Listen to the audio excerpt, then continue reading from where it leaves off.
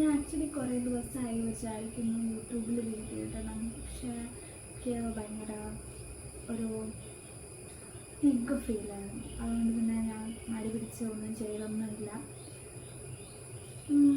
പിന്നെ ഇന്നലെ പിന്നെ ഞാൻ എൻ്റെ ഫ്രണ്ടിൻ്റെ കൂടെ ഒരുമിച്ച് കമ്പൈനും അങ്ങനെയൊക്കെ ആയിട്ട് പഠിച്ചു കുറച്ചൊക്കെ.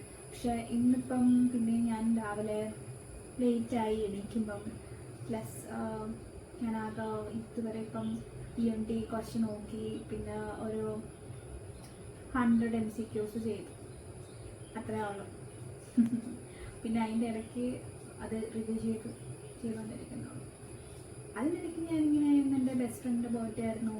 അവൾക്ക് അങ്ങനെ അവൾക്ക് കുറച്ച് സംസാരിച്ചു.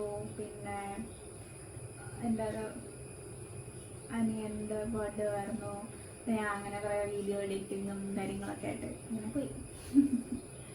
എല്ലാവരും കുഴപ്പമില്ലാണ്ട് പോകുമെന്ന് വിചാരിക്കുന്നു, പഠിക്കുന്നുണ്ടെന്ന് വിചാരിക്കുന്നു. ചില ദിവസം ഇങ്ങനെ ആയിരിക്കും.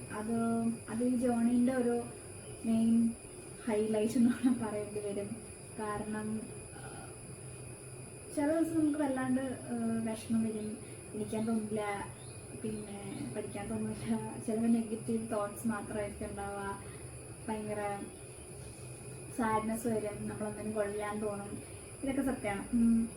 ഇതൊക്കെ ഇങ്ങനെയൊക്കെ തോന്നും ഈ സ്ട്രഗിളിൽ. പിന്നെ നമ്മൾ മനസ്സിലാക്കുക, ഇത് എല്ലാവരും ആരൊക്കെ ഈ ജേർണിയിലൂടെ പോകുന്നുണ്ടോ അവർക്കെല്ലാം പോകുന്ന സെയിം കാര്യമാണ്.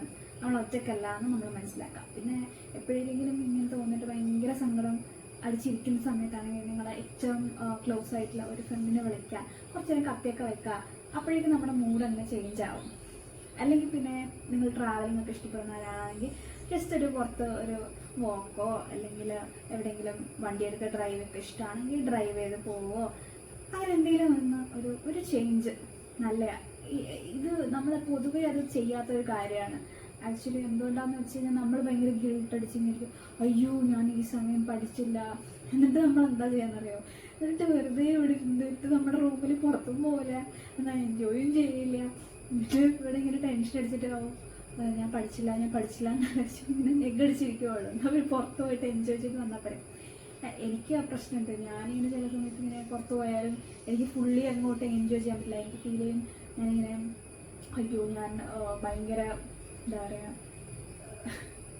ഭയങ്കരമായിട്ട് സമയം കളഞ്ഞോ അങ്ങനെയൊക്കെ വിചാരിച്ച് ഞാൻ പല കാര്യങ്ങളും ചെയ്യാണ്ടിരുന്നിട്ടുണ്ട്.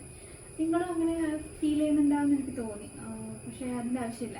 നിങ്ങൾ പോവുക, നിങ്ങൾ എൻജോയ് ചെയ്യുക. ഒരു ബ്രേക്ക് എടുത്തുകൊണ്ടെന്ന് വെച്ച് നമ്മൾ റാങ്ക് ഒന്നും ഇടിഞ്ഞ് താഴെ പോകുന്നൊന്നുമില്ല. ഉള്ള സമയം നമ്മൾ നല്ലപോലെ പഠിച്ചാൽ മതി. അപ്പോൾ ബൈ ബൈ.